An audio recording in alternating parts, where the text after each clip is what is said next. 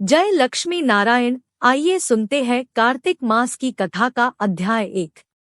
नैमिषारण्य तीर्थ में श्री सूत जी ने 88,000 सनकादि ऋषियों से कहा, अब मैं आपको कार्तिक मास की कथा विस्तार पूर्वक सुनाता हूँ, जिसका श्रवण करने से मनुष्य के सभी पाप नष्ट हो जाते हैं और अंत समय में वैकुंठ धाम की प्राप्ति होती है।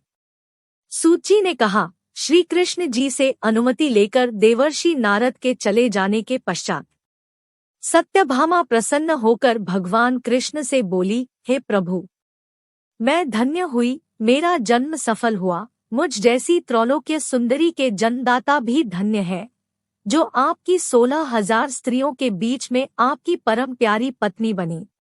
मैंने आपके साथ नारद जी को वह कल्पवृक्ष आदिपुरुष विधिपूर्वक दान में दिया, परंतु वही कल्पवृक्ष मेरे घर लहराया करता है। यह बात मृत्युलोक में किसी स्त्री को ज्ञात नहीं है। हे त्रिलोकीनाथ, मैं आपसे कुछ पूछने की इच्छुक हूँ। आप मुझे कृपया कार्तिक महात्म्य की कथा विस्तार पूर्वक सुनाइए, जिसको सुनकर मेरा हित हो और जिसके करने से कल्प पर्यंत भी आप मुझसे विमुख न हो।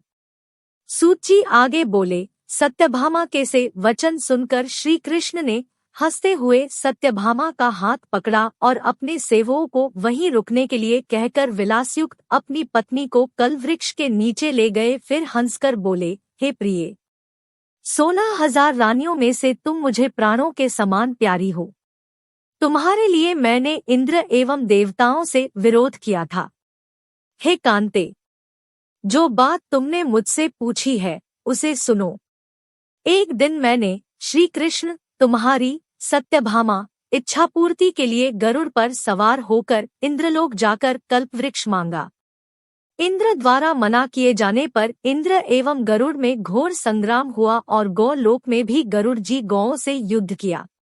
गरुड़ की चोंच से उनके कान एवं पूंछ कटकर गिरने लगे, जिससे 3 वस्तुएं उत्पन्न हुई।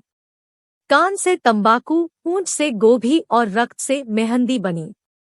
इन तीनों का प्रयोग करने वाले को मोक्ष नहीं मिलता। तब गौओं ने भी क्रोधित होकर गरुड़ पर वार किया, जिससे उनके 3 पंख टूटकर गिर गए।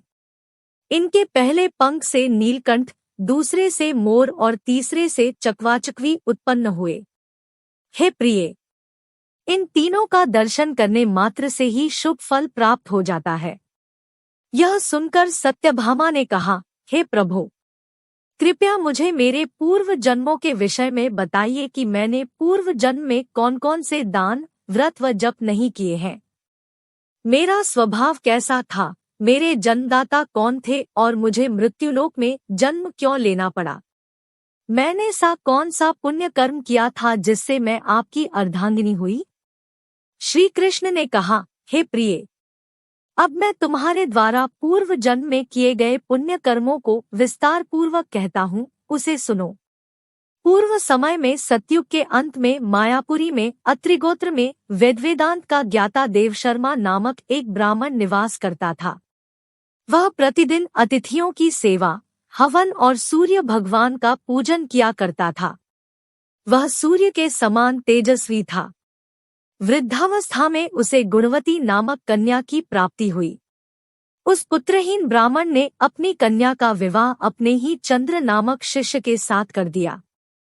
वह चंद्र को अपने पुत्र के समान मानता था और चंद्र भी उसे अपने पिता की भांति सम्मान देता था। एक दिन वे दोनों कुश व समिधा लेने के लिए जंगल में गए। जब वे हिमालय की तलहटी में भ्रमण कर रहे थे, तब उन्हें एक राक्षस आता हुआ दिखाई दिया। उस राक्षस को देखकर भय के कारण उनके अंग शिथिल हो गए और वे वहां से भागने में भी असमर्थ हो गए। तब उस काल के समान राक्षस ने उन दोनों को मार डाला। चूंकि वे धर्मात्मा थे, इसलिए मेरे पार्षद उन्हें मेरे वैकुंठ धाम में मेरे पास ले आए। उन दोनों द्वारा आजीवन सूर्य भगवान की पूजा किए जाने के कारण मैं दोनों पर अति प्रसन्न हुआ।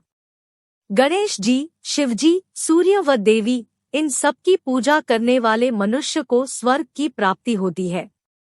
मैं एक होता हुआ भी काल और कर्मों के भेद से 5 प्रकार का होता हूँ। जैसे एक देवदत्तक, पिता, भ्राता आदि नामों से पुकारा जाता है। जब वे दोनों विमान पर आरूढ़ होकर सूर्य के समान तेजस्वी, रूपवान, चंदन की माला धारण किए हुए मेरे भवन में आए तो वे दिव्य भोगों को भोगने लगे। अगर आप भी मेरी तरह लक्ष्मी नारायण के सच्चे भक्त हैं, तो चैनल को सब्सक्राइब करके कमेंट बॉक्स में जय लक्ष्मी नारायण जरूर लिखें तथा वीडियो को लाइक और शेयर भी करें।